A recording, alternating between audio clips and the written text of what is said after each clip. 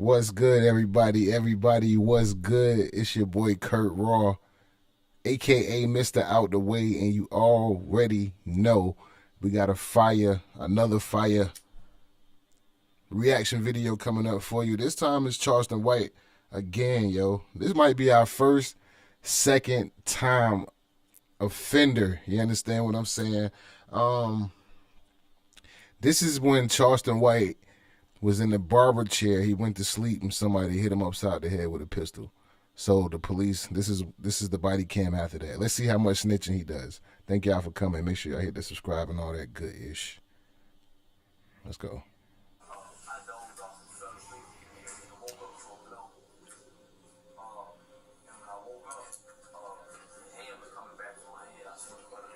Charleston White was at a barbershop in Fort Worth, Texas, getting a haircut when a man suddenly walked in and punched him in the head without warning.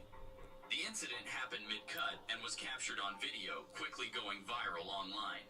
After the assault, emergency services were called and Let's try to find it right quick. I hope I don't get like. Let's try to find this joint. Let's see. Charleston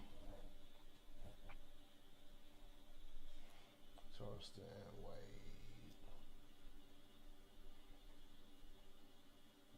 Pistol whip.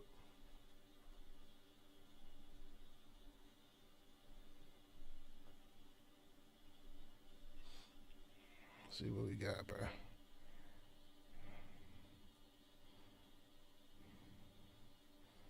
Okay, this is the aftermath. I'm talking about, let's see if we can find the actual video though.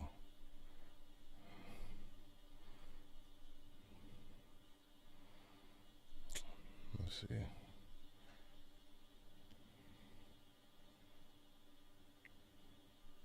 Alright, let's keep it moving, y'all. White was transported to the hospital for medical evaluation.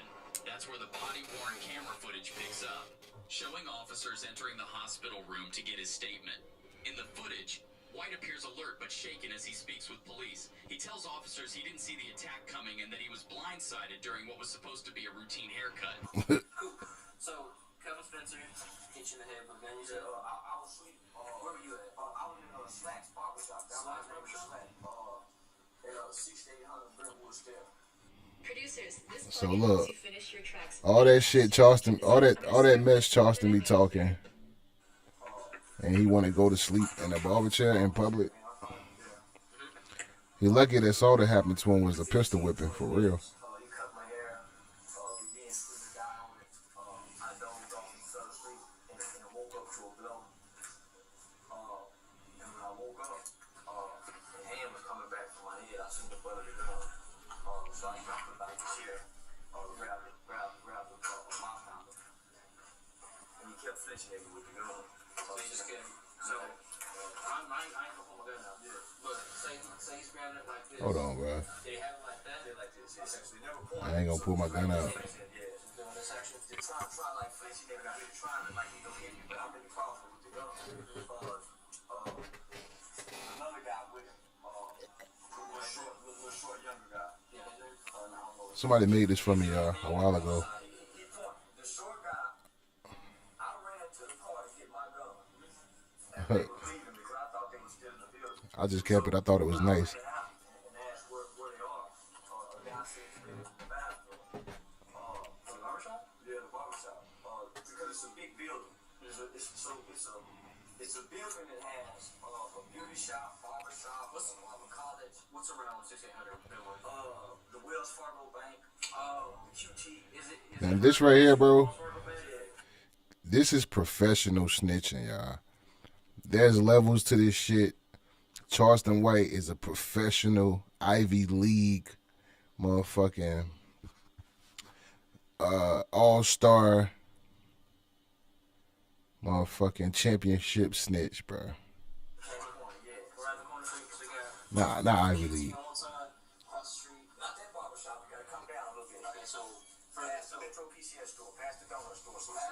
Professional. During the body cam footage, Charleston White gives officers the exact location of the barbershop so they can head to the scene, investigate, and gather witness statements. Yeah, the guy that put it over the door, pointed the gun. So the guy that he was with pointed it at you? He pointed the gun at me, so I ducked down inside the car. Because I thought he was going to shoot. Did you have your gun out at any point? Yeah. At that point you didn't? Yeah. Did you point it at anybody? Nah. Okay. So that's when everybody started calling the police. So I called the police later when you guys didn't show up. Okay. So yeah, that was it. Yeah, because I didn't know your name for a good while there. But it seems like they had you as Kelton, not Charleston. But now Kelton White. So, what time did this happen? About 4:45, 5 o'clock. 5 o'clock? Nah, sleeping in the barber chair is underrated though. That's like some of the sleeping in the barber chair is like some of the best sleep you gonna get, bro. I'm gonna be honest. Cause you don't know if you snoring. You know what I'm saying? Your barber gonna let you sleep and shit. You know what I'm saying? You don't even know, bro. If you snoring, feel like you about to fall out of the chair, but it's still some good sleep. I gotta tell you. I gotta be super tired to do that. I've been getting my hair cut for however old I am, and it's only happened like twice. And does the barbershop have cameras? I don't think so. You don't think so? That's cool. What kind of car does Kelvin drive? He was in like a blackish, Look. grayish, dually truck. Charleston snitching like hell. And I've had run-ins with him before. Was it like a Ram? Like a Ram? I can't make out the model. It's a dually truck. I've had run-ins with him before, nigga. And what church did he going towards QT or away from I'm not QT? going away from you. It's gonna be east on Brentwood there. He giving direct points of location, street names. I know it sounds silly because I'm married, but you want to try to speak to this? You're the guy he was with. What was Mr. Wayne? In a jacket with a white shirt up under the jacket. What was the jacket? I was a little familiar still. Who gave the drop up on Charleston, man? I just every time I kept hearing somebody call the police, he kept saying, I don't know about the police. And that's when we were fixing it and everything else. My shirt, was it blue jeans, black jeans? I want to say black, but I'm not definitely. Black jeans. Is he short, tall? He's about 6'1", 6'2".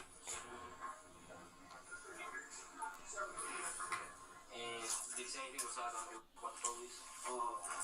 He kept saying, I'll make bond. I see you again. So he kept making more threats. It ain't over with. Look, I know you did. I know you did down the street. He kept saying that. I know you did down the street. So, how do you know Kevin?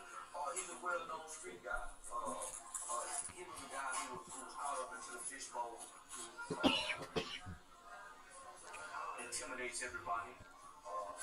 I'm a community activist who eventually went into comedy, internet, and so I publicly spoke on the fishbowl situation about him being the gangster who killed people and ultimately ended up being a main snitch in the case.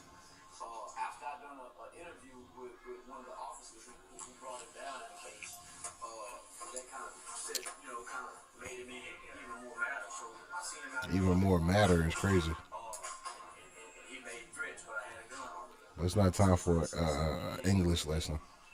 More matter. Twisted Black, the rapper, came home. And he was one of the main guys who welcomed Twisted Black home. So I was the guy who made a comparison in the interview saying how hypocritical the streets are, how they say one person is snitching. And so he was upset about that. So all this is basically behind me publicly saying he's a snitch.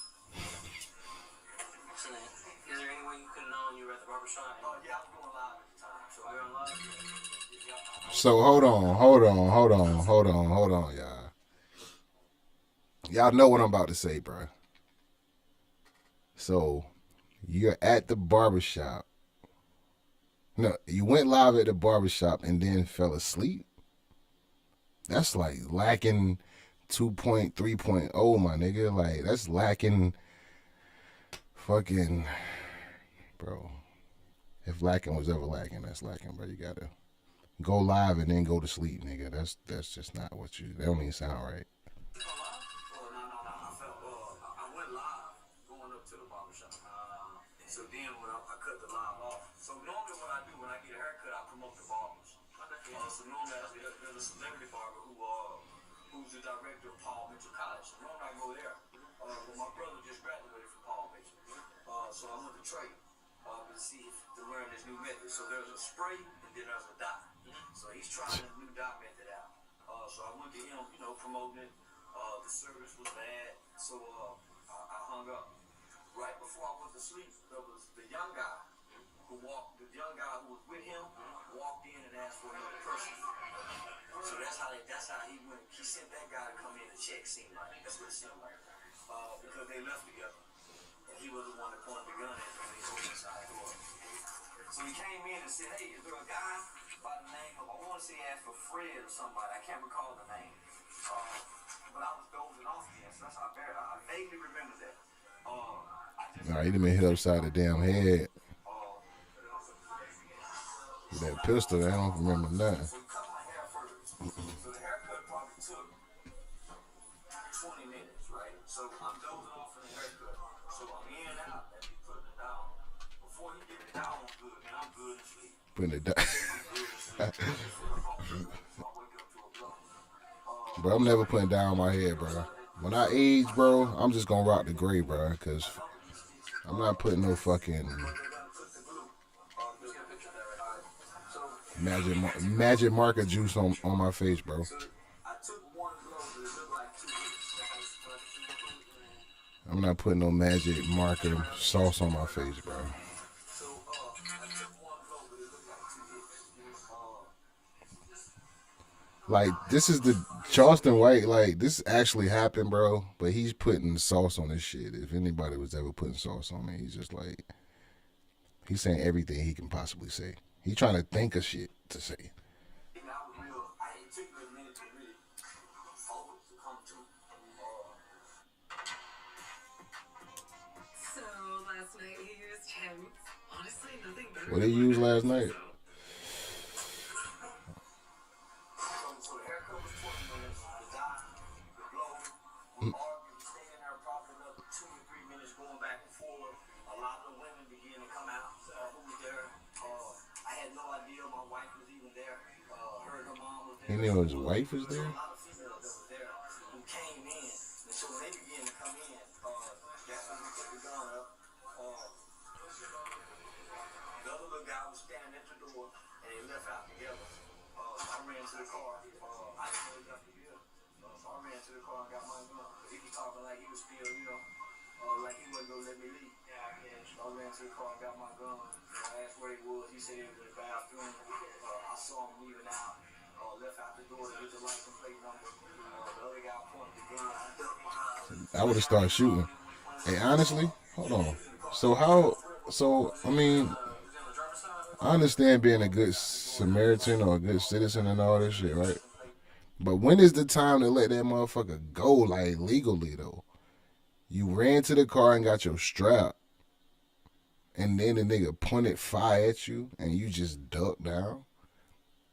Not Charleston White, bro. Charleston White, I be, in my mind, bro, Charleston White is like a fucking, like, he got all type of gadgets, bear mace. I seen him with like a screw. Like, when is the time to let that thing go, though? I'm just asking. I'm not saying, you know what I'm saying? I'm not advocating for unaliving people, but I'm just asking, like, you ran to the car and got your legal gun. Somebody came out the shop and pointed their gun at you. When is the time to, what? I don't know. I would have let that bitch go. I'd have ducked, and when I came back up, bitch, it would have been action.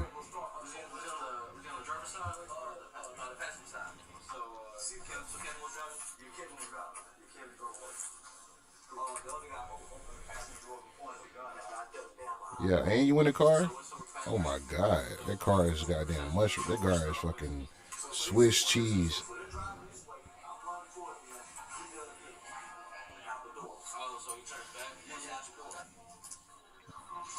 I already lit that car up.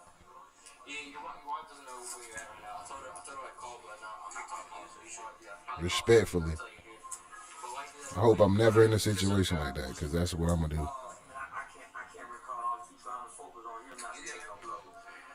And that ain't even crashing out. That's protecting yourself. I ain't crashing out for nothing and nobody.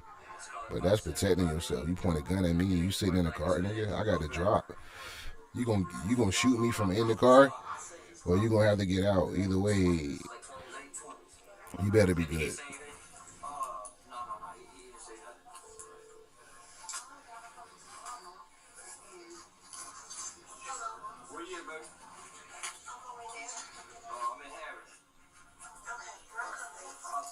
See, that's a good girl right there.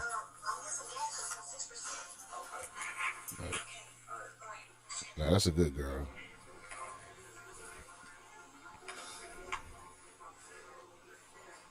I don't know though.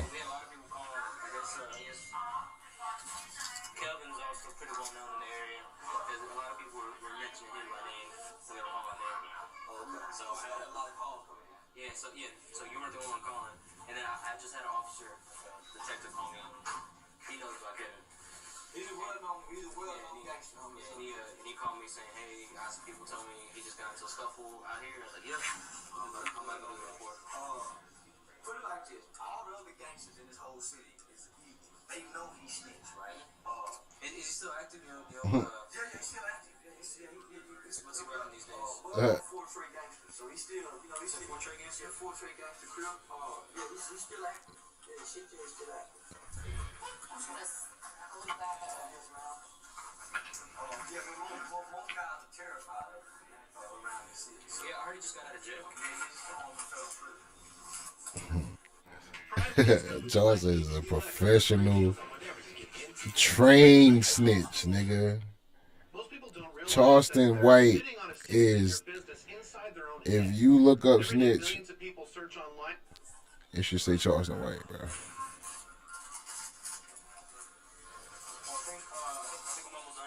You the type of nigga tell before they even ask him anything, bro.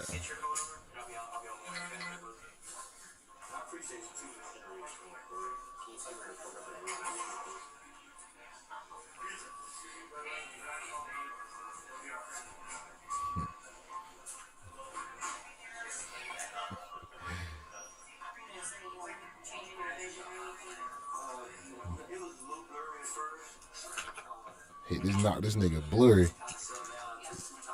Nigga, you woke up to it.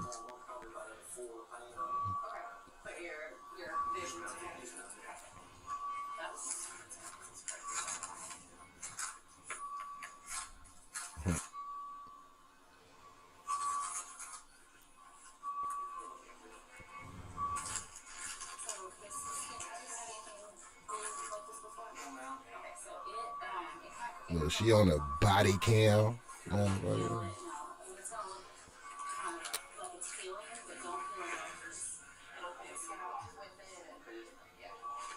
Sarah.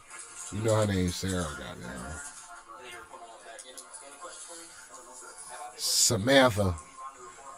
It's an S, yo. I'm feeling that S, bro. Her name is definitely like I ain't gonna say Susie. Nah, she might be a Amber, bro. She giving me Amber a little bit too. Is that racist? So I'm not trying to be.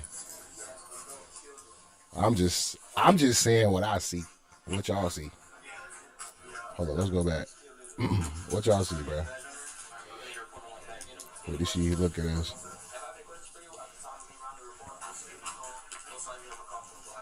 What y'all think? Megan. Nah, that's some she Megan. Samantha or Megan, bro?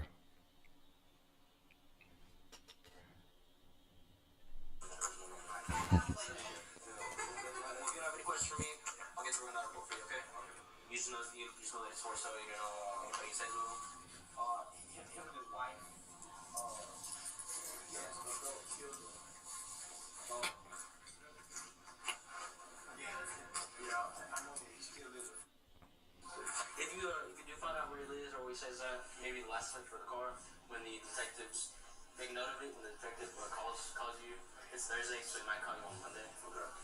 Monday, Tuesday, sometime next week.